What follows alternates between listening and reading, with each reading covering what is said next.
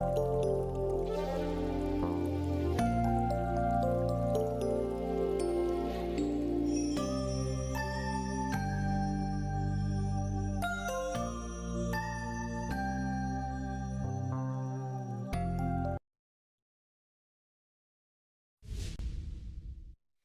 to NTD Newsroom. I'm Don Ma. The White House watching closely the next government funding vote happening on the Hill tonight. What happens next?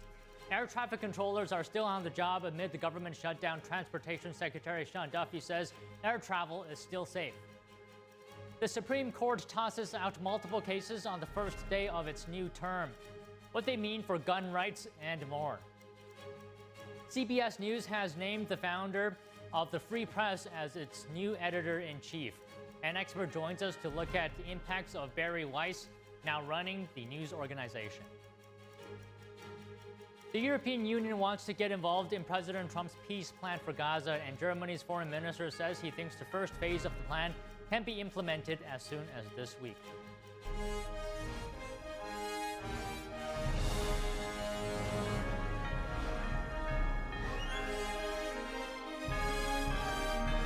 This is NTD Newsroom, live from our global headquarters in New York City.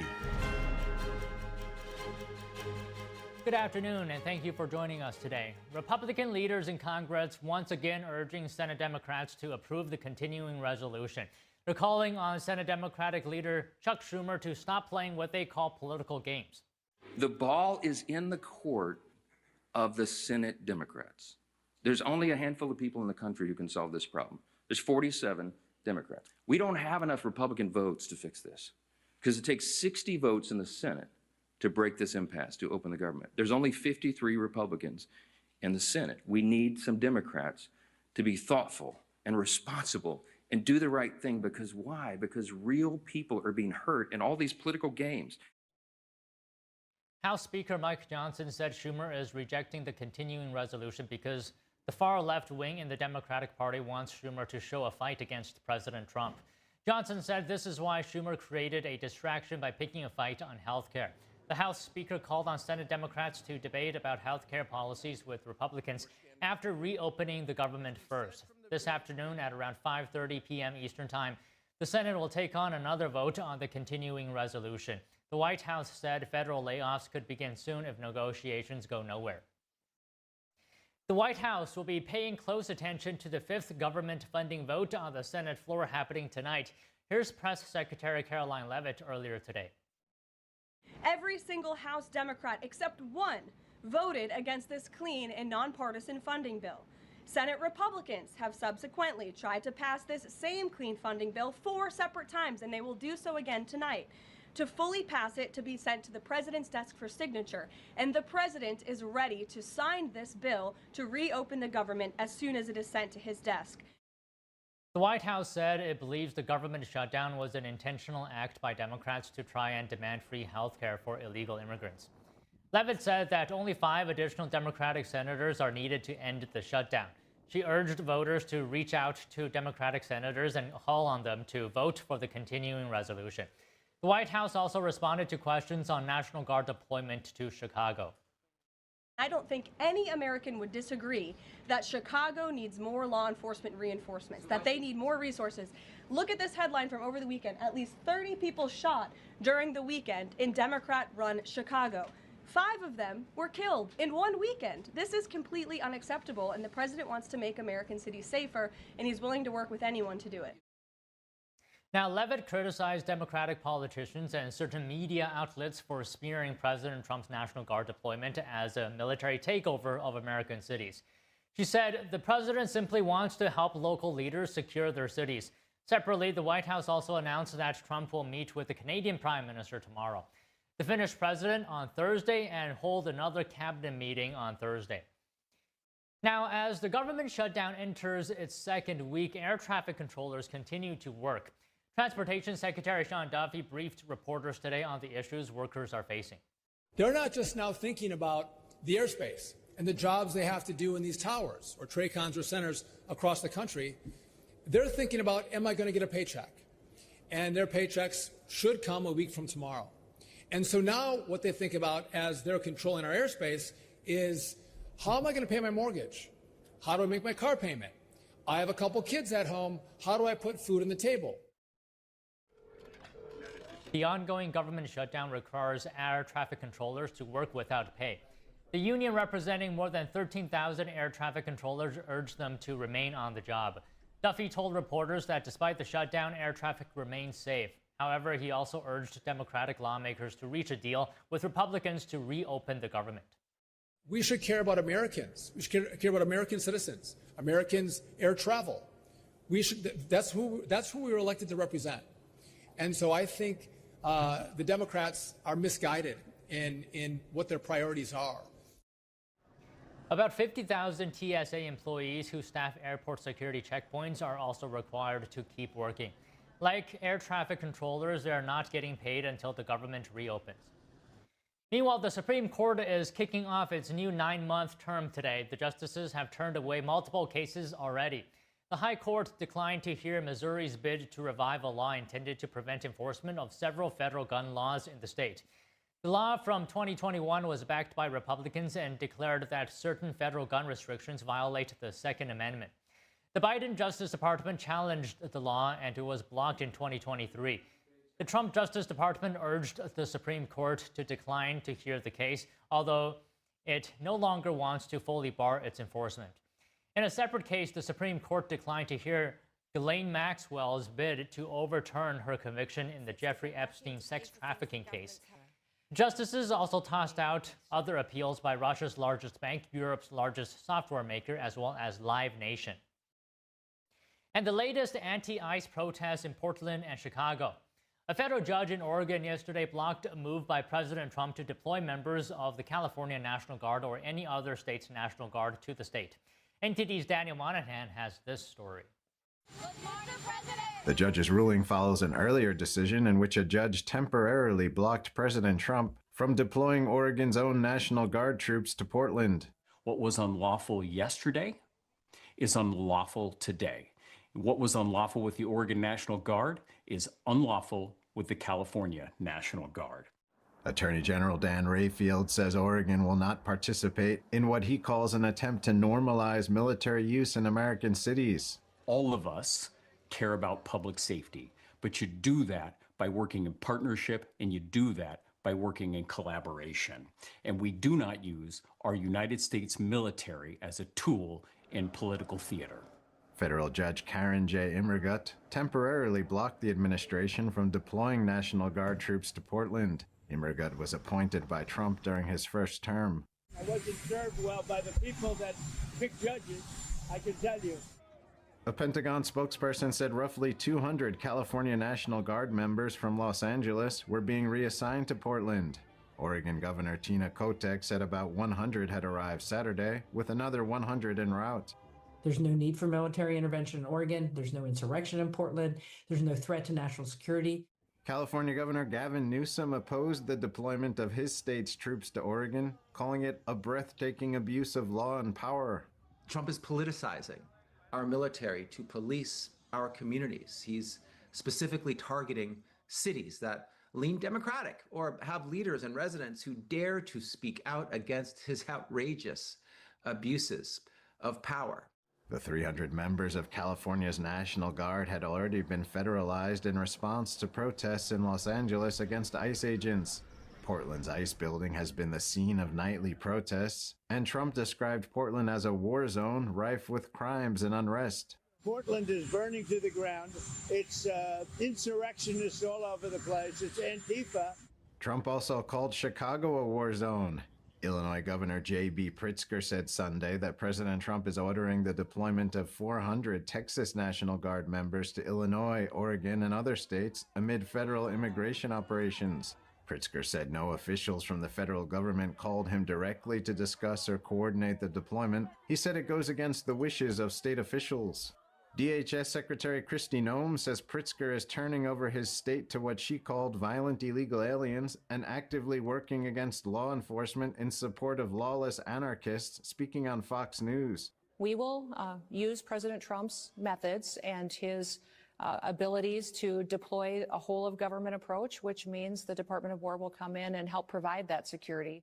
Noem says what she calls the violent riots are not about free speech. Intelligence indicates that these people are organized. They're getting more and more people on their team as far as attacking officers, and they're making plans to ambush them and to kill them. We have specific officers and agents that have bounties that have been put out on their heads. It's been $2,000 to kidnap them, $10,000 to kill them. Meanwhile, Homeland Security released a job recruitment video encouraging people to become Homeland Defenders, investigative analysts, and immigration services assistants. Up to $50,000 signing bonuses are being offered. Daniel Monahan, NTD News. Illinois filed a lawsuit today against the Trump administration over National Guard deployment in Chicago. The lawsuit argues that Washington has no legal right to interfere in Illinois' law enforcement. It says Americans shouldn't live under the threat of U.S. military occupation, especially not because the city or state has, quote, fallen out of favor with the president. The filing says the president's power to use the military inside the country is strictly limited. This is a developing story, and we'll keep you updated as more information comes out. The Center for Disease Control and Prevention will no longer recommend the COVID-19 vaccine for general use. The agency says that individuals should consider a range of factors and consult with their doctor before receiving a shot. For the last several years, the CDC recommended virtually all people aged 6 months and older receive a COVID-19 vaccine, including boosters. In May, the Public Health Agency stopped recommending COVID-19 vaccination for healthy children and pregnant women. Last month, the CDC's vaccine advisory panel said data supporting the shot's effectiveness was weak. Members also said they were concerned about side effects, including myocarditis, a form of heart inflammation. Acting CDC Director Jim O'Neill commented on the decision, saying, quote, informed consent is back. This year's Nobel Prize in Medicine goes to 3 scientists whose research revealed how the immune system keeps itself in balance. American researchers Mary Q and Fred Ramsdell, along with Japan's Shimon Sakaguchi, are being honored for breakthroughs that explained peripheral immune tolerance. That's the body's safeguard against attacking its own cells. The Nobel Assembly at Karolinska Institutet has today decided to award the 2025 Nobel Prize in Physiology or Medicine jointly to Mary Branco, Fred Ramsdell, and Shimon Sakaguchi for their discoveries concerning peripheral immune tolerance. Their work laid the foundation for new treatments targeting autoimmune disorders and certain cancers and could one day make organ transplants more successful. Sakaguchi first identified a key type of immune cell called the so-called regulatory T cell in the 1990s. Branco and Ramsdell later discovered the FOXP3 gene that helps control those cells, linking genetics to immune self-control. The trio will share nearly $1.2 million in prize money. The Nobel Committee says their discoveries reshaped modern immunology and could transform medicine for decades to come. New developments at Paramount. The media company has acquired the Free Press and installed its founder, Barry Weiss, as the editor-in-chief of CBS News. CEO David Ellison welcomed Weiss to the organization. In a press release, he wrote, I am confident her entrepreneurial drive and editorial vision will invigorate CBS News. Weiss founded the Free Press in 2021 after resigning from the New York Times in 2020. In her resignation letter, Weiss cited discrimination and a hostile work environment. The journalist also criticized the paper's editorial policies. She wrote at the time, quote, stories are chosen and told in a way to satisfy the narrowest of audiences, rather than to allow a curious public to read about the world and then draw their own conclusions. In a statement today, Weiss called the new agreement a testament to the vision of Paramount's new leaders. Joining us to unpack the move is Curtis Hook, managing editor of MRC's Newsbusters. So Weiss started the Free Press 5 years ago, as you already know, after resigning as an op-ed writer for the New York Times. Can I ask you this? What is Weiss best known for, and how could her values impact CBS News? Yeah, so once she left the New York Times after what she felt was a sustained bullying campaign against her and other Jewish staffers at the New York Times, and also the uproar that a lot of viewers may recall in the summer of 2020 when the New York Times had published an op-ed from Tom Cotton saying that the National Guard should be sent into major American cities to help quell unrest, something very familiar to what we've been dealing with in the country the last few months. And that caused such a huge uproar, and Weiss defended it, the right to publish that and hear different opinions, but the New York Times staff didn't want to hear it. So she launched a site called the Free Press, as we've alluded to here, and it was a series of, and it still is, a series of thought-provoking journalists from across the political spectrum engaging in investigative journalism, cultural reviews, movie reviews, columns talking about free speech, discourse, foreign policy, covering the real gambit. But the premise being that they are a center left to center right publication, because that is where they believe that the American public largely exists. And, you know, Barry Weiss, I think, is such a welcome breath of fresh air to CBS because it is such an iconic brand in the country's zeitgeist, especially for a lot of older Americans. And through years of mismanagement, ethical scandals, they've been in the dumps for quite a long time. And so Barry Weiss, I think, is the right person to bring them back to the forefront, because she believes at its most fundamental core, journalism should be about educating the public, causing the public to think, well, not telling them, you know, necessarily what they should think or think about. And I think that just level of freedom and trust of the readership of the American public is why she's such a good pick. Okay, Curtis, let me ask you this. You know, CBS News has been accused of bias before. And just this summer, right, Paramount settled a lawsuit with President Trump for $16 million. And this was over a 60 Minutes interview with Kamala Harris, where two different portions of her responses were aired. What kind of reputation does CBS News have with viewers? Well, with a lot of Americans, it's not trusted. You go back to 2004 and Dan Rather fabricating documents about George W. Bush and his time in the National Guard in the Vietnam War era. And it's gone on since then. I mean, their shows are in third place, well behind ABC and CBS, or ABC and NBC, on both the morning and evening newscasts. It is cycled through co-hosts on all of those shows. Face the Nation's Margaret Brennan has become a meme on the right after her debate performance in the vice presidential debate and some interviews with Vice President J.D. Vance. The Sunday show, Sunday Morning, another one, is very highbrow liberal elitism, same with 60 Minutes as well. It is not a news outlet that I would say is trusted by a lot of Americans. A Gallup poll came out last week about trust in the media, and it found that only 28% of Americans trust the media writ large to be able to tell the truth. And 7 in 10 said they either had no trust or not very much trust. And CBS is part of that as well. It's an arrogance and a series of self-inflicted scandals over the many decades, you know, basically in the late 20th century and early 21st century, that has led them and landed them in this position. Not anything that we at the Media Research Center have done by just simply quoting back and studying how much time they spend on stories, or not at all. But I think Weiss definitely brings a level of sobriety to the network. And she sent an email to staff that I encourage people to check out. It's 10 points about what journalism should be. It should be required reading and something that everyone should have to agree to. So the backdrop here, Curtis, is that the deal for Skydance Media,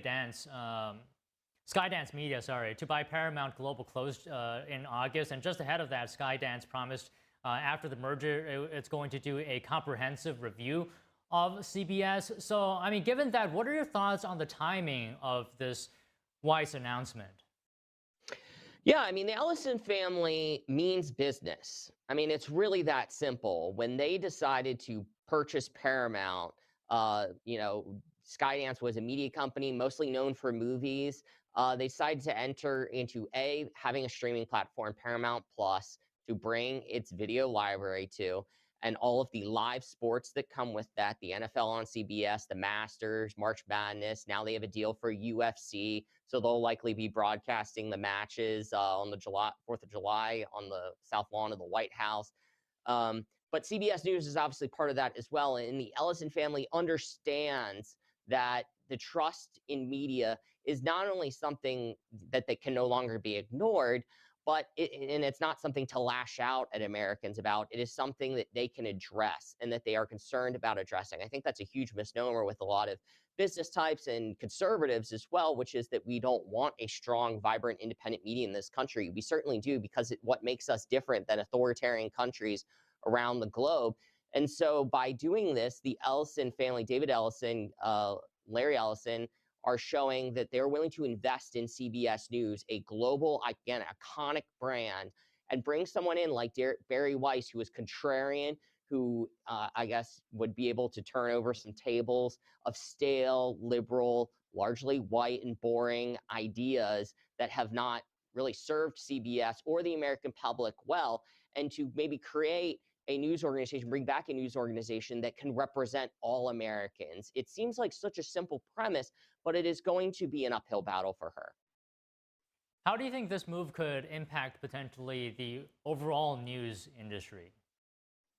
Yeah, I think if we are able to have a major broadcast network that all Americans can trust to and turn to and feel like their views are represented and people care about them, that is a net positive for the country. Because you have to remember, ABC, CBS, NBC, you can still get via the old rabbit ears at your house. You don't have to subscribe to Xfinity or Cox to be able to pick up your local network affiliate, no matter where you are in the country.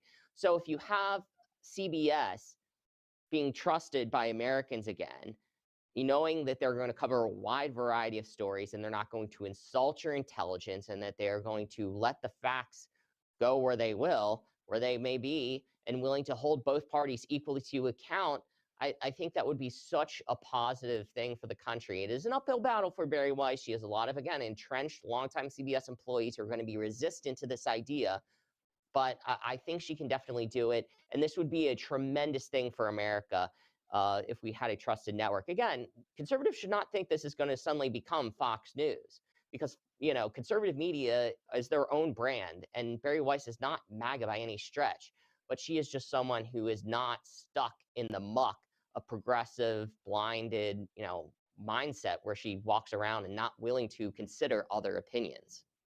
Okay, Curtis, let me just ask you one more question. If you can point to one thing among everything that Americans look for in the news, what would it be?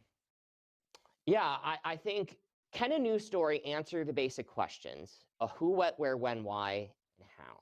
If you can't answer those things, if you leave certain facts out, you leave out a political party, if there's a political scandal afoot, you know, those kinds of things, then the story kind of falls apart. All news stories should be able to answer the most basic facts and provide proper context and perspective and balance in its sound bites and transparency on the part of reporters. Then, you know, that's a recipe for success, especially at a major news organization like this with resources and people stationed all around the globe. I think this is going to be a really positive experiment here, and Barry Weiss is the person to do this if she is given the right responsibilities to reform and maybe bring in new voices and maybe let some contract slaps of people who were on their way out, people who aren't willing to get on board, to bring in more voices. And there are people at CBS, I will say, that I think would be committed to this. So this is not a tear down to the studs kind of mission for her at CBS. Well, okay, Curtis, really a pleasure to speak with you today. Thank you very much. No problem. Chicago Police Superintendent is holding a presser now. Let's take a look at that. Agree with it. It doesn't matter. You don't have to agree with it. We do not interfere with their orders. And when they go out to carry out their orders, they will do that the way that they're trained to do it and their understanding of what it is they have to do. Another one. CPD will not arrest and cannot arrest federal agents because someone deems what they're doing is illegal or unlawful. Their rules of engagement are different from CPD and other local law enforcement agents. We need to be clear about this. If we're not clear about this, we will see another event like we saw Saturday. We cannot move like this in this city. If we want to keep the peace in this city, we need to be smart about how we do things. And attacking law enforcement under any circumstances is not safe for anyone. Because as I've said before, a member of law enforcement who cannot protect himself or herself cannot protect anyone else. And we have a responsibility to make sure that we protect ourselves and each other so that we can protect everyone else in this city. If for any reason a crime is being committed, an ICE agent, state, local police officers, if it involves law enforcement, we are going to show up. And whatever's going on there, we're going to work to stop it, put an end to it, calm the situation down. And if we need to stay there to continue to keep the situation calm, we will do exactly that. So I want to be clear about one of the things that we're going to do now. What we're going to do, and this is my decision because I need to be firm on this. When we show up to a scene and a crowd gathers, CPD is going to step out there. We're going to make sure that we maintain that scene and we keep people calm. This is our city, and we're going to make sure that we bring some type of calm or resolution to whatever's going on at that scene. We will be there. Now, when we look at what has happened, there's some things that we can work on. Because whenever you see something for the first time and you respond to it, there's always something that you can do better. That's what we do.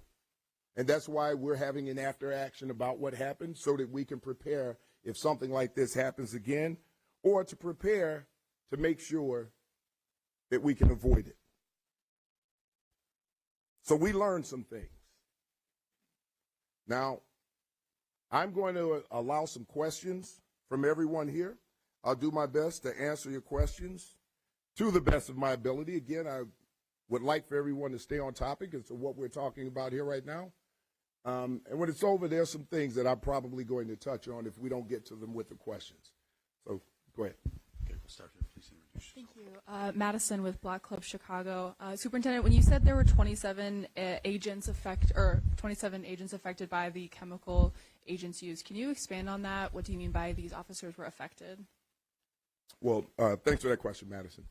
Our officers were out there. There were chemical agents dropped. Our officers were pulled from other locations to go over there. On Saturday, we had multiple events going on, including a large protest in the downtown area. So in order to help out at this location, we pulled officers from other places. They did not have the equipment to fight off a chemical agent, and they were affected by it.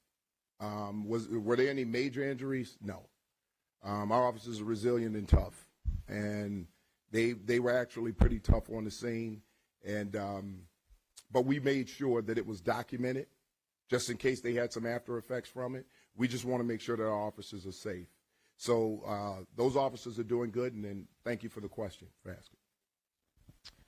Sarah Schulte with ABC7. Good afternoon, Superintendent. At any time, maybe you can clear this up too, at any time on Saturday were CPD officers told by dispatchers to stand down? Well, I don't know about them being told by dispatchers. There was some communication between boots on the ground, a supervisor, and the chief of patrol. So there was some communication by phone. There was something that was put out there that there was an internal message that came from the chief of patrol. That is absolutely not true. There is no internal message. There was a phone conversation.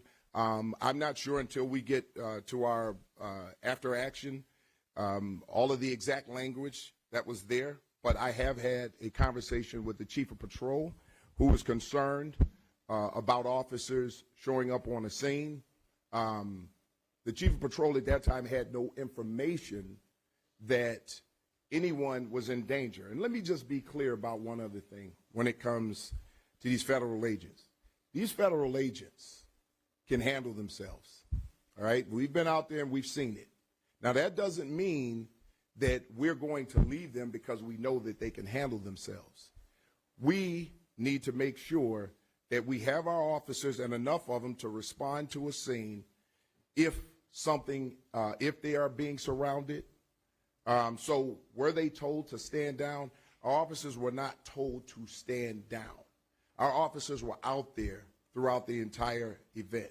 I would never tell our officers to stand down, because if our officers were in trouble and we needed help from other officers, I would expect those officers to step in and help us. And it's the same thing that we do on our side.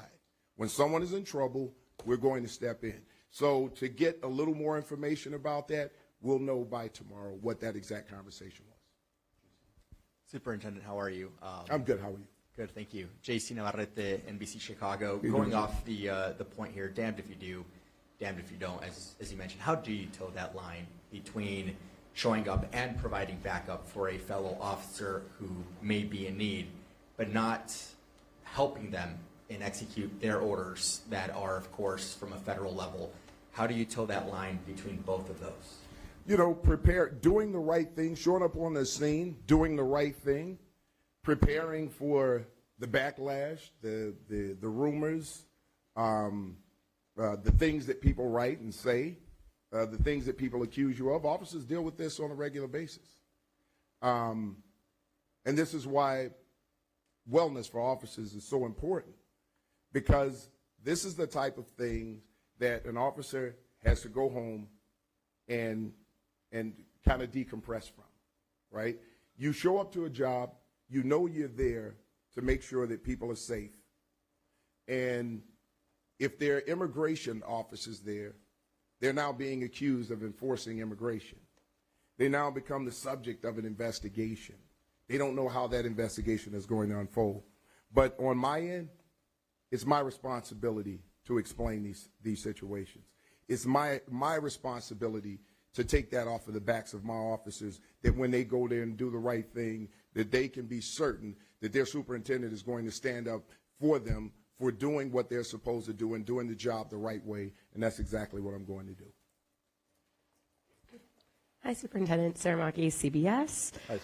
This is, I guess, part clarification, part question. I think you mentioned you met the day before on how we're going to work this out. Was that a meeting on Friday with federal partners? I'm sorry, I'm not sure if you understood what I was saying. Yeah, I don't think I did, so I just wanted to clarify. Have you met, I think you mentioned you met the day before to talk about how we were going to work this out? No. So I actually have contact with federal agents. And the reason that I talk to them is because when we have a situation that's volatile, that could blow up, that could turn into a full-blown riot, we have to have this communication. Because if we're going to keep the peace and we're going to keep this city as safe as we can possibly keep it, we need to have that communication. The rules of engagement for federal agents and the rules of engagement for CPD are completely different. There are things that these agents do that we don't do here in the city.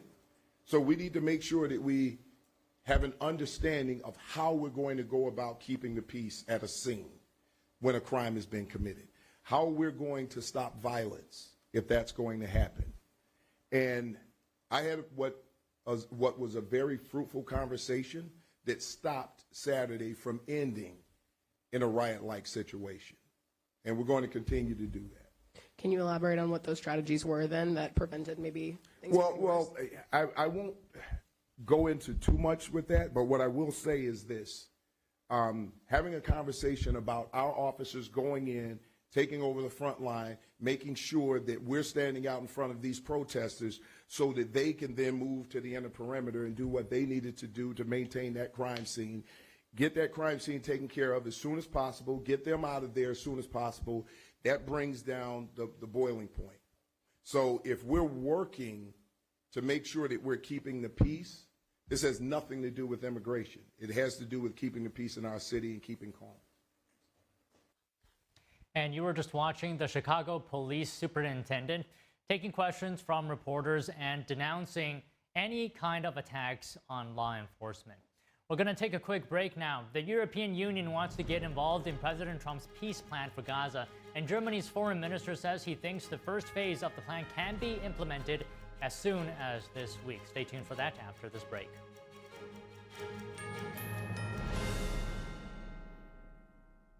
When I arrived in the U.S. at 19, I struggled to find job opportunities without a high school diploma. My name is Ariel, and my entire life changed when I took a chance and I got my high school diploma at age 22.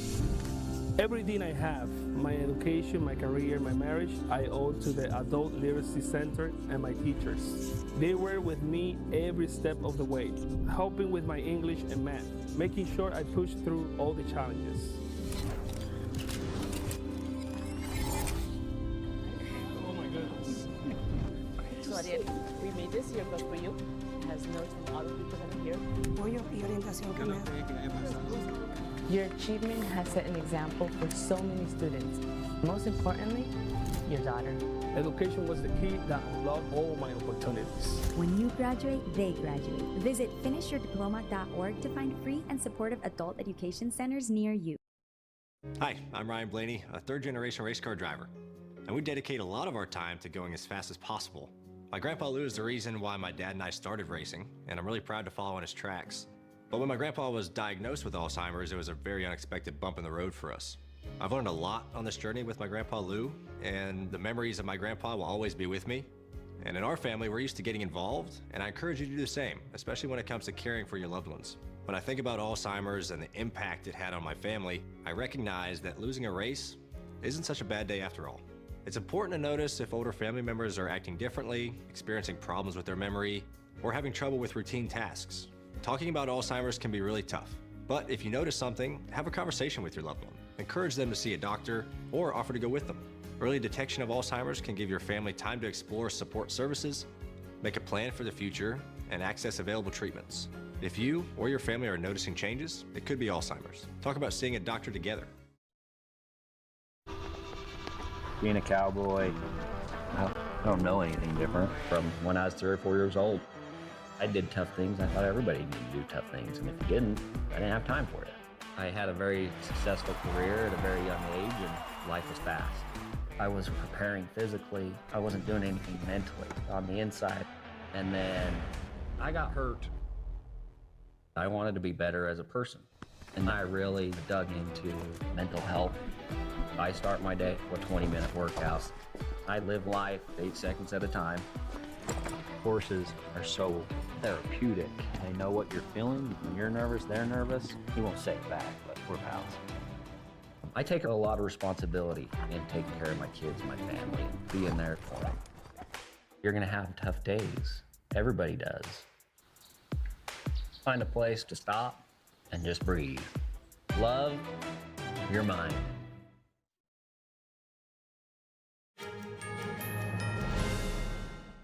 The federal government shutdown could negatively impact U.S. GDP, Treasury Secretary Scott Bessent said. Joining us now to discuss is Daniel Lacalle, chief economist at Tressis Hedge Fund, international financial analyst, and author of the book Freedom or Equality. Good afternoon, Daniel. Always great to see you. So what do you think here? Hi, how much Good afternoon. How much could a shutdown meaningfully impact GDP and economic growth? Quite limited, to be fairly honest. Don, if you look at the latest figures of GDP growth, the GDP growth in the United States is about 3.8%. It's expected to be around 3.9% in the third quarter annualized, and that is with a reduction in government spending. So if you look at the global elements that mean the most for GDP growth, we could have a small reduction in government consumption. There will be no impact on the part that comes from defense because that is not affected by the shutdown. And maybe there is, I don't know, maybe a 0.1% at best or at worst, no? So very limited, I would say, considering the evidence of 2 quarters of negative government consumption, in which federal government spending has been reducing by 5% per quarter. and it has had no impact on economic growth. Actually, the opposite. No, sometimes what you find, as it happened in other countries, is that when you start reducing government spending that limits economic growth in many cases, then what you get is an acceleration. So I don't think that there's going to be a significant impact. Okay, so Daniel, President Trump said that many federal workers could actually lose their jobs. They may be cutting some people there. How does a shutdown impact that? Does it save money or does it cost money in the long run? Well, obviously, reducing the excess of government jobs is a very important thing to do, because you have to remember that the Biden administration increased government jobs by about 50,000 a month every month. And those weren't jobs in security, police force, or firemen. Those were mostly in administrative and in government agencies. No, so when you reduce those excessive government jobs, you do two things. Number one is that you save quite a bit of money. We have seen a reduction of 97,000 government jobs in 2025, almost bringing down the number to the 2022 levels. But you also have another important factor, is that when you start saving money from bloated government spending in administrative areas or government agencies, then what you start to see is that you can have a little bit more money saved in order to get more police force, get more security, get more fire people, get more people in the parts of government that matter, in education, for example, where it's actually something that can be improved.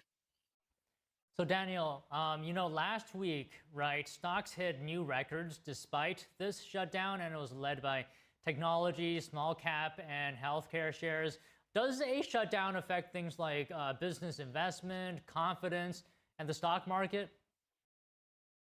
Usually no, because I think that most investors understand that a government shutdown, like the debt ceiling negotiations, always end with a negotiation, and that negotiation actually limits the pace of government borrowing and government debt. That's why investors are relatively confident. They see that the economic impact is going to be very limited, if any. And at the same time, they see that these negotiations may end with a significant reduction in the fat of the administration and strengthening the productive and private sector. So obviously, for technology, the government shutdown has no impact whatsoever, and certainly for healthcare, as you mentioned, very, very little as well. And I also think that there's an important factor. One of the things that has kept investors concerned about equity markets and about bond markets was the relative weakness of the US dollar, which was a direct consequence of the fears about the sustainability of government borrowing and the federal debt.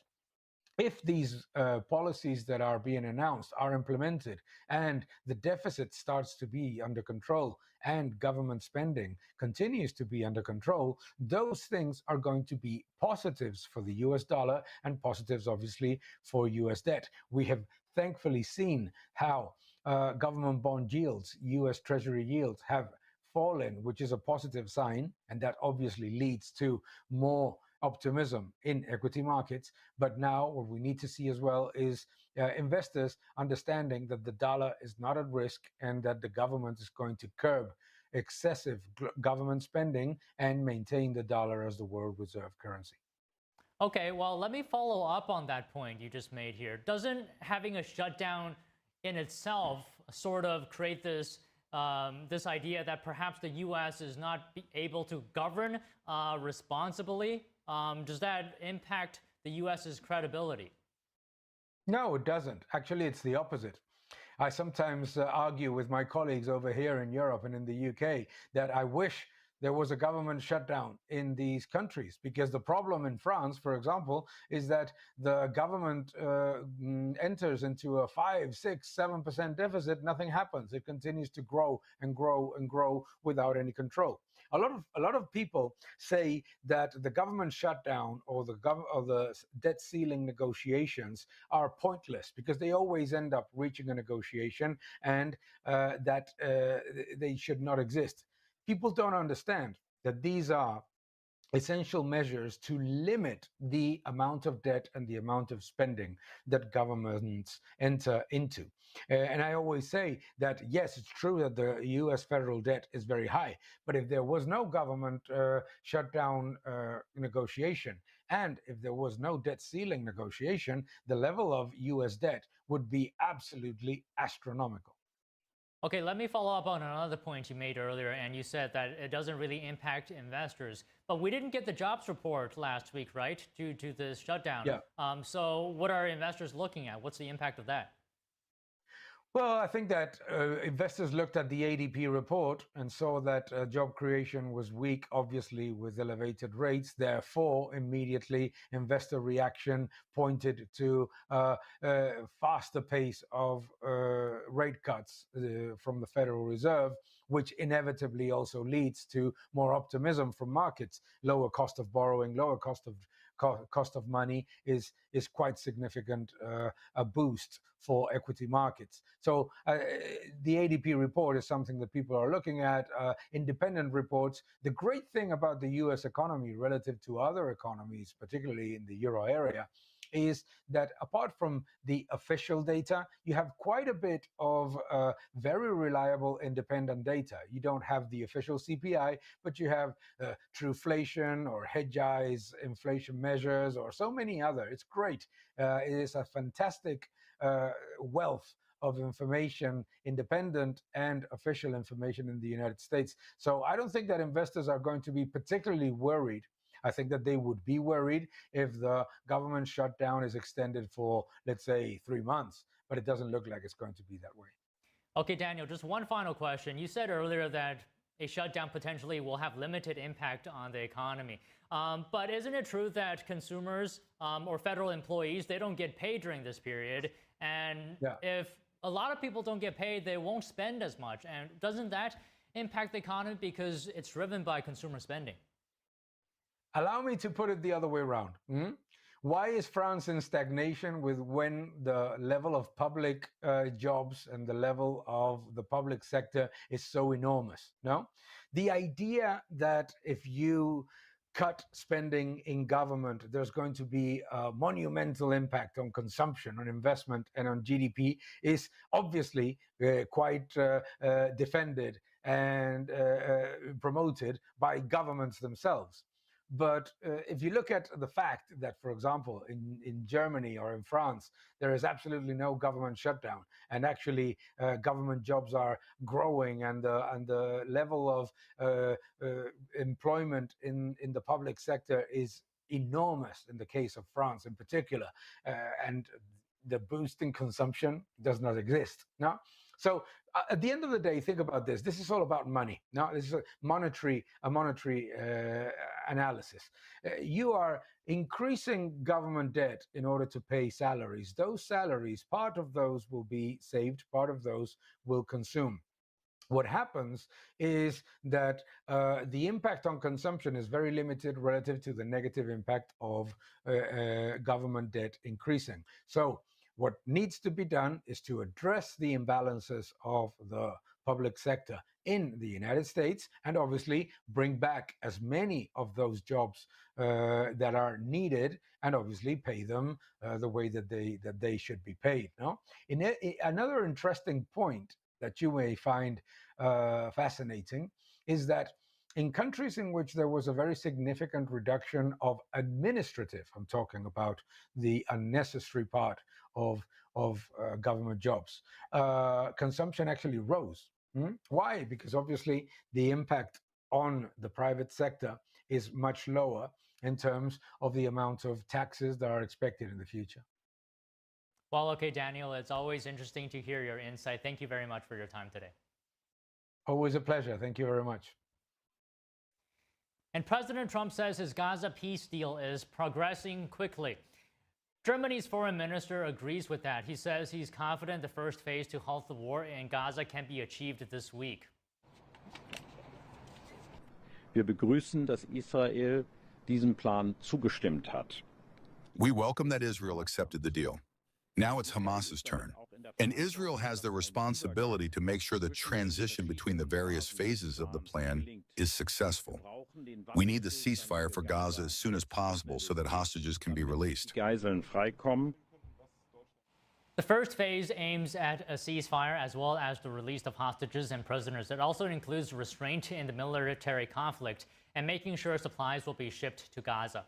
According to the German foreign minister, those points can be achieved this week, but he adds that he thinks the next phases of the deal would need more time. And the European Union also wants to get involved in the peace process. Vice President of the European Commission, Kaja Kallas, reportedly weighed in on the situation today, according to agency France Press. Kallas says the EU is seeking a role in Trump's transitional authority in Gaza. The president plans to set up a so-called Board of Peace. Kallas told reporters that the EU should be part of that board. Here's more on the ongoing peace efforts. Speaking to reporters outside the White House Sunday, President Trump told reporters he thinks a deal is progressing quickly. We had some very good meetings. The countries of the world, a lot of the countries surrounding Israel, frankly, Muslim, Arab, and many others have had great meetings with Hamas, and it looks like it's working. In a text message to CNN's Jake Tapper Sunday, Trump warned Hamas faces destruction if it refuses to cede control of Gaza. Israeli Prime Minister Benjamin Netanyahu says his government has accepted Trump's peace plan and that now the responsibility lies with Hamas. This plan consists of two parts. The first part is releasing all the hostages. Israel makes a tactical withdrawal, stays in Gaza. And then the second part is meant to demilitarize Gaza and disarm Hamas. That will be negotiated. Of course, I can't tell you if Hamas will agree to it.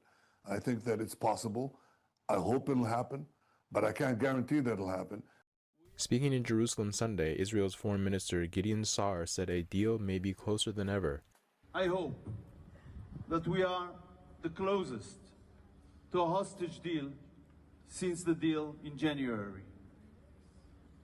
And I want to thank President Donald Trump for all his efforts with regard to this huge mission of bringing back our hostages back home. We are doing everything we can to bring our hostages back. Sa'ar said Israel is ready to begin the first phase of Trump's plan immediately, focused on releasing the remaining hostages, both dead and alive, in Gaza. Outside the Prime Minister's residence in Jerusalem and across Tel Aviv, Israelis gathered Sunday to pray for their release. It has been more than 2 years that our brothers and sisters are captives in Gaza. When we've heard the news from President Trump on Friday evening, we were very emotional and excited about the potential upcoming release of all of our brothers and sisters from captivity in Gaza. And solidarity spread beyond Israel's borders. In Athens, Greece, people gathered outside the Israeli embassy, waving flags and singing Israel's national anthem to mark 2 years since the Hamas attack that started the war. Today there is an anniversary of the 2 years of the terrorist attacks in Israel of 7th of October, where I personally lost some friends, and there are still hostages in Gaza since that day. I hope with the new deal, the hostages to come back and celebrate at last peace in the Middle East. Under Trump's proposal, Hamas would release the remaining 48 hostages, surrender power, and disarm. In return, Israel would halt its offensive and withdraw from much of Gaza, release hundreds of Palestinian prisoners, and allow an influx of humanitarian aid. Trump says he's pushing for results within days, warning that time is of the essence, or, quote, massive bloodshed will follow. Discussions about the first phase of the ceasefire plan are expected to wrap up by the week's end. A search for family members sheds light on the shocking practice of forced organ harvesting in China. An award-winning documentary detailing the crime against humanity was presented in Washington, D.C. last week. NTD's Sam Wong was at the screening of state organs to hear from the film crew and the audience. This isn't a China problem, it's a communism problem. On Friday, DC's Rotary Satellite Club hosted a screening of the award-winning documentary State Organs. The film delves into the stories of two families in China that spent more than 2 decades searching for their missing relatives. They discovered along the way a state-backed organ harvesting scheme that targets a large percentage of the population. There was a case about this young lady, eyes wide open, and they're actually going to remove her eye. That is insane. It's not some local guy in a back room somewhere in China. This is the highest level of government. A main target of this human rights violation is Falun Gong, a spiritual practice based on the tenets of truthfulness, compassion, and forbearance.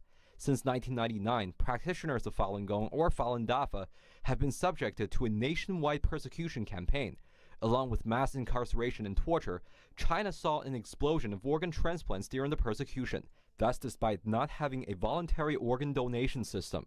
In 2019, the UK's China Tribunal found that Falun Gong practitioners are likely the primary victims of forced organ harvesting. It's estimated that about 60,000 to 90,000 transplants are done a year by the CCP. We estimate that about every 30 minutes someone is killed for their organs right now at this moment. So as we speak or as we watch the movie, 2 to 3 people were killed. Audience members said they're shocked by the sheer brutality and scale of this human rights violation. This whole idea of medical tourism, which has become a $1 billion or $1 trillion industry, because it's scaring me now. I would like to see the government not allow individuals here in the United States to be able to go to China to receive a transplant. There is no waiting. Earlier this year, the U.S. House of Representatives unanimously passed the Falun Gong Protection Act, a bipartisan bill aimed at sanctioning anyone involved in China's acts of forced organ harvesting. The bill now awaits action in the Senate. If passed, it will become law once signed by the president. After the Holocaust, during the World War II, people kept saying, never again, never again.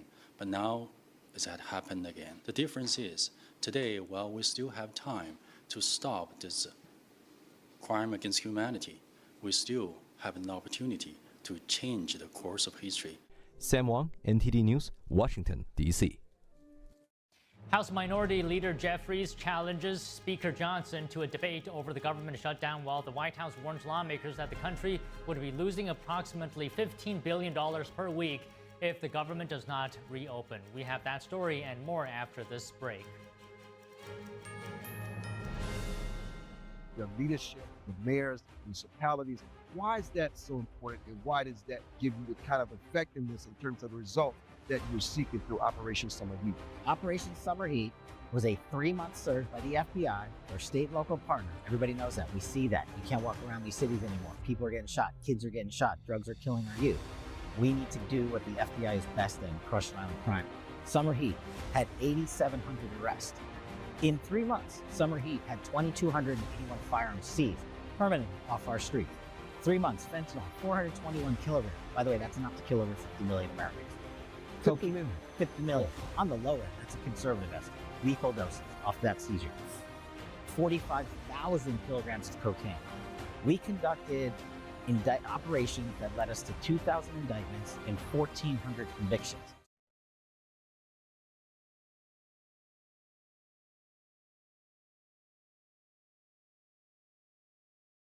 Big things are happening at Mathis Home. Come in now for 65th anniversary savings all over the store. Like this oversized sofa in an ultra soft fabric with thick premium gel cushions and 5 throw pillows. Anniversary priced at just $9.99. That's an incredible value. Just one of over 100 great sofas in stock and ready for you to enjoy tonight with fast and easy financing and free delivery. Don't miss out on 65th anniversary savings happening now at your furniture superstore, Mathis Home. Life's daily battles are not meant to be fought alone. We're not powerless, so long as we don't lose sight of what's important. Don't be afraid to seize that moment to talk to your friends. Cloud, you okay? Because checking in on a friend can create a safe space. The first step on our new journey. You coming? Reach out to a friend about their mental health. Seize the awkward. It's totally worth it. As we naturally age, many people are getting zero amount of this incredible and unique substance. That's when we start seeing an impact in our joints, skin, nails, and even our digestion. People ask me, Dr. X, what is the #1 supplement I should be taking? My answer is multi-collagen protein. People's reactions to me, people were like, what are you doing? What is going on? You look amazing. You have a glow about you. What makes Ancient Nutrition Multi-Collagen stand out from other brands? 10 types of collagen. It's grass-fed, pasture-raised with vitamin C and probiotics. It's proven to reduce joint discomfort rapidly, continuously, and persistently. It improves the appearance of crow's feet after 4 weeks and improves skin tone after 8 weeks.